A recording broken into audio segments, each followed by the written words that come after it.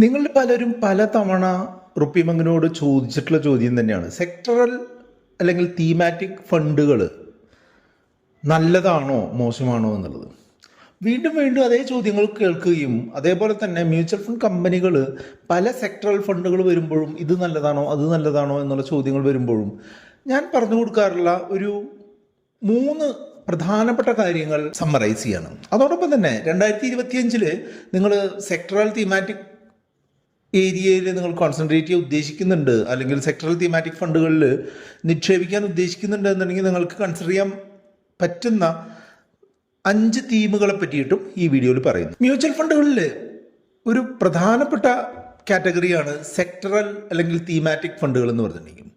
അതിൻ്റെ പേര് സൂചിപ്പിക്കുന്നത് പോലെ തന്നെ സെക്ടറൽ ഫണ്ട് എന്ന് പറഞ്ഞിട്ടുണ്ടെങ്കിൽ ഒരു പ്രത്യേക സെക്ടറിൽ മാത്രം നിക്ഷേപം നടത്തുന്ന ഫണ്ടുകളെയാണ് സെക്ടറൽ ഫണ്ട് എന്ന് പറയാം. ഉദാഹരണമായിട്ട് പറയുകയാണെന്നുണ്ടെങ്കിൽ ഫാർമസ്യൂട്ടിക്കൽ രംഗങ്ങളിൽ മാത്രം ഇൻവെസ്റ്റ്മെൻറ്റ് നടത്തുന്ന കമ്പനികളെ ഫാർമ ഫണ്ടുകൾ എന്ന് പറയുന്നത് പോലെ, IT കമ്പനികളിൽ മാത്രം ഇൻവെസ്റ്റ് ചെയ്യുന്ന കമ്പനികളുടെ മ്യൂച്വൽ ഫണ്ടുകൾ ടെക്നോളജി മ്യൂച്വൽ ഫണ്ടുകൾ എന്ന് പറയുന്ന പോലെ, മാനുഫാക്ചറിങ് കമ്പനികളിൽ നിക്ഷേപിക്കുന്നതിന് മാനുഫാക്ചറിങ് മ്യൂച്വൽ ഫണ്ടുകൾ എന്ന് പറയുന്ന പോലെ, ഇൻഫ്രാസ്ട്രക്ചർ തീമിൽ നിക്ഷേപിക്കുന്നതിന് ഇൻഫ്രാസ്ട്രക്ചർ സെക്ടറൽ ഫണ്ടുകൾ എന്ന് പറയുന്നത് പോലെ ഉള്ള ഒരു സംഗതിയാണ് ഈ സെക്ടറൽ ഫണ്ട്. അപ്പോൾ നമ്മൾ ഇടുന്ന എല്ലാ രൂപയും എങ്ങോട്ടാണ് പോവുക?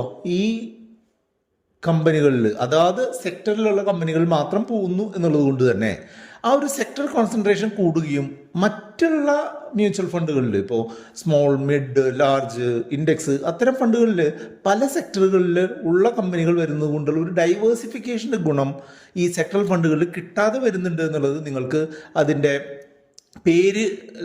പേരിൻ്റെ എക്സ്പ്ലനേഷൻ കേട്ടപ്പോൾ നിങ്ങൾക്ക് മനസ്സിലാക്കാനായിട്ട് സാധിച്ചിട്ടുണ്ട്. നമ്മളെപ്പോഴും പറയാറുള്ളത് പോലെ നമ്മൾക്ക് റിസ്ക് കുറയ്ക്കുന്നതിനായിട്ട്, നമ്മുടെ ഇൻവെസ്റ്റ്മെൻറ്റിൻ്റെ റിസ്ക് കുറയ്ക്കുന്നതിനായിട്ട് നമ്മൾ ചെയ്യുന്നൊരു കാര്യമാണ് എന്ത്? ഈ ഡൈവേഴ്സിഫിക്കേഷൻ. പല കമ്പനികളിൽ നിക്ഷേപിക്കുക എന്നുള്ളത് റിസ്ക് കുറയ്ക്കാനുള്ള വളരെ നല്ല മെത്തേഡാണ് എന്നുള്ളത് കാലങ്ങളായിട്ട് തെളിയിച്ചു വന്നിട്ടുള്ളതാണ്. അതുകൊണ്ട് തന്നെ സെക്ടറൽ ഫണ്ടുകളിൽ പലതരത്തിലുള്ള കമ്പനികളിൽ നിക്ഷേപം നടക്കാത്തത് കൊണ്ട് തന്നെ സാധാരണ മ്യൂച്വൽ ഫണ്ടുകളേക്കാൾ റിസ്ക് കൂടിയ ഇനമാണ് ഇത്തരം സെക്ടറൽ ഫണ്ടുകൾ. ഈ റിസ്ക് കൂടിയ ഇനമാണ് എന്നുള്ളത് എന്നോടൊപ്പം തന്നെ നിങ്ങൾക്ക് ഒരു ഉയർന്ന റിട്ടേൺ കിട്ടാനുള്ള സാധ്യതകൾ ഇത്തരം ഫണ്ടുകളിൽ നിക്ഷേപിച്ചാലുണ്ട് എന്ന് നിസ്സംശയം പറയാം. അതായത് ഒരു സെക്ടർ മോശമായിരിക്കുന്ന സമയത്ത് അത്യാവശ്യം നല്ല രീതിയിൽ ഇൻവെസ്റ്റ് ചെയ്യുകയാണെന്നുണ്ടെങ്കിൽ ആ സെക്ടർ തിരിച്ചു വരുന്ന ആ ഒരു സമയത്ത് നമുക്ക് അതിൽ നിന്ന് വളരെ വലിയ റിട്ടേൺ കിട്ടാനുള്ള സാധ്യതയുണ്ട്. പക്ഷേ അത് സാധാരണ ഇൻവെസ്റ്റർമാർക്ക് അങ്ങനെ ഏത് സെക്ടർ എപ്പോൾ വരും എന്നുള്ളത് കൃത്യമായിട്ട് കണ്ടുപിടിക്കാനോ മുൻകൂട്ടി അറിയാനോ ഉള്ള കഴിവ് കുറവായതുകൊണ്ടാണ് നമ്മളെപ്പോഴും മ്യൂച്വൽ ഫണ്ടുകളിൽ നിക്ഷേപിക്കുമ്പോൾ സെക്ടറൽ ഫണ്ടുകളും തീമാറ്റിക് ഫണ്ടുകളും ഒഴിവാക്കാനായിട്ട് പറയുന്നത്. പക്ഷേ നിങ്ങൾ കോൺഫിഡൻ്റ് ആണ്, ഒരു പ്രത്യേക സെക്ടർ ഇപ്പോൾ മോശമായിട്ട് നിൽക്കുകയാണ്, ഇനി വരുന്നൊരു സമയങ്ങളിൽ നന്നായിട്ട് വരാൻ സാധ്യതയുണ്ട് എന്നുള്ളത് നിങ്ങൾ ഉറപ്പുണ്ട് എന്നുണ്ടെങ്കിൽ നിങ്ങളൊരു സെക്ടറൽ ഫണ്ടിൽ നിക്ഷേപിക്കുന്നതുകൊണ്ട് തെറ്റില്ല. പക്ഷേ അത് ഹൈ റിസ്ക് ഹൈ റിവാർഡ് സ്ട്രാറ്റജിയാണ്. അത് എല്ലാ ഇൻവെസ്റ്റർമാർക്കും പറ്റുന്നൊരു ഏർപ്പാടല്ല. അപ്പോൾ ഒരു പ്രത്യേക സെക്ടറിനെ ട്രാക്ക് ചെയ്യാൻ താല്പര്യമുള്ള ആളുകൾക്ക് കൺസിഡർ ചെയ്യാൻ പറ്റുന്ന ഹൈ റിസ്ക് ആയിട്ടുള്ളൊരു സംവിധാനമാണ് ഈ സെക്ടറൽ ഫണ്ടുകളും തീമാറ്റിക് ഫണ്ടുകളും എന്നുള്ളത് ഈ എക്സ്പ്ലനേഷനിൽ നിങ്ങൾക്ക് മനസ്സിലായിട്ടുണ്ടാവും എന്ന് കരുതുന്നു. അപ്പോൾ നിങ്ങളെപ്പോഴും ഒരു സെക്ടർ മോശമായിരിക്കുന്ന സമയത്ത് വേണം അതിലേക്ക് കൂടുതൽ ഇൻവെസ്റ്റ് ചെയ്യാൻ. അതേസമയം തന്നെ സെക്ടറിൽ തിരിച്ചു വന്ന് അത്യാവശ്യം നല്ല രീതിയിൽ ഗ്രോ ചെയ്യുന്ന സമയത്ത് അതിൽ നിന്ന് വിറ്റൊഴിവാകും വേണം. അല്ലെങ്കിൽ ഈ സെക്ടറുകൾ വർക്ക് ചെയ്യുക എപ്പോഴും ഒരു സൈക്ലിക്കൽ വേയിലാണ്. അതായത് കുറച്ചങ്ങ് ഉയരും, പിന്നെ ആ സെക്ടർ താഴേക്ക് പോകും, പിന്നെ വേറൊരു സെക്ടർ വരും, പിന്നെ ആ സെക്ടർ താഴേക്ക് പോകും. അങ്ങനെ ഒരു സെക്ടർ റൊട്ടേഷൻ അല്ലെങ്കിൽ ഒരു സെക്ടർ സൈക്ലിംഗ് നടക്കുന്നുള്ളത് കൊണ്ട് തന്നെ നമ്മൾ സെക്ടറിൽ ഇൻവെസ്റ്റ് ചെയ്യുമ്പോൾ ആ സെക്ടർ താരതമ്യേന മോശമായിട്ടുള്ളൊരവസ്ഥയിൽ നിന്ന് മേലിലേക്ക് പോകുന്നൊരവസ്ഥയിലേക്കല്ലോ അല്ലെങ്കിൽ മോശമായിട്ടിരിക്കുന്ന അവസ്ഥയിൽ സിസ്റ്റമാറ്റിക് ആയിട്ടൊക്കെ നിക്ഷേപിക്കുകയായിരിക്കും നന്നാവുക. പക്ഷേ എന്തു വന്നാലും സെക്ടർ ബൂം ചെയ്യുന്ന സമയത്ത് നമ്മൾ ഉദ്ദേശിക്കുന്ന ഒരു റിട്ടേൺ കിട്ടിക്കഴിഞ്ഞാൽ ഉടനെ ആ സെക്ടറിൽ നിന്ന് മാറുന്നത് ഗുണം ചെയ്യാനുള്ള സാധ്യതയുണ്ട്. ഇനി ഈ വീഡിയോയുടെ രണ്ടാമത്തെ ഭാഗത്തിലേക്ക് വന്നു കഴിഞ്ഞാൽ എൻ്റെ ഒരു കണക്കുകൂട്ടലനുസരിച്ച് 2025 നന്നായിട്ട് വരാൻ സാധ്യതയുള്ള 5 സെക്ടറുകൾ ഇതൊക്കെയാണ്. ഒന്ന് മാനുഫാക്ചറിങ് സെക്ടറാണ്. രണ്ടാമത്തേത് ഡിജിറ്റൈസേഷനുമായിട്ട് ബന്ധപ്പെട്ടുള്ള സെക്ടറാണ്.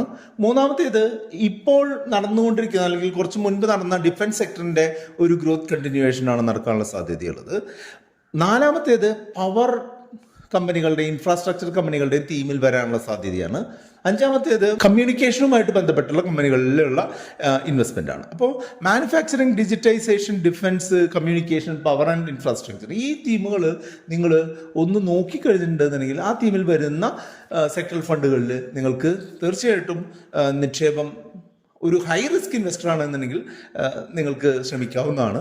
ഈ സെക്ടറുകൾ 2025 നന്നായിട്ട് വരാനുള്ള സാധ്യതയാണ് ഞാൻ കാണുന്നത്. പക്ഷേ ഇതൊരിക്കലും ഒരു ഇൻവെസ്റ്റ്മെൻറ്റ് റെക്കമെൻഡേഷൻ അല്ല. ഞാൻ പേഴ്സണലി സെക്ടറൽ ഫണ്ടുകളിൽ ഇൻവെസ്റ്റ് ചെയ്യുകയോ നമ്മൾ ഈ ഇൻവെസ്റ്റ് ചെയ്യാനോ ചെയ്യാതിരിക്കാനോ പറയാറോ ഇല്ല.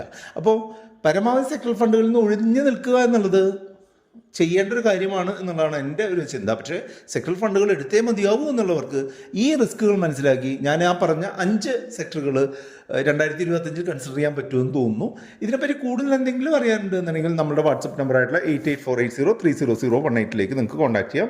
വീഡിയോ ലൈക്ക് ചെയ്യാനും കമൻറ്റ് ചെയ്യാനും കൂട്ടുകാരുമായിട്ട് ഷെയർ ചെയ്യാനും മറക്കരുത്.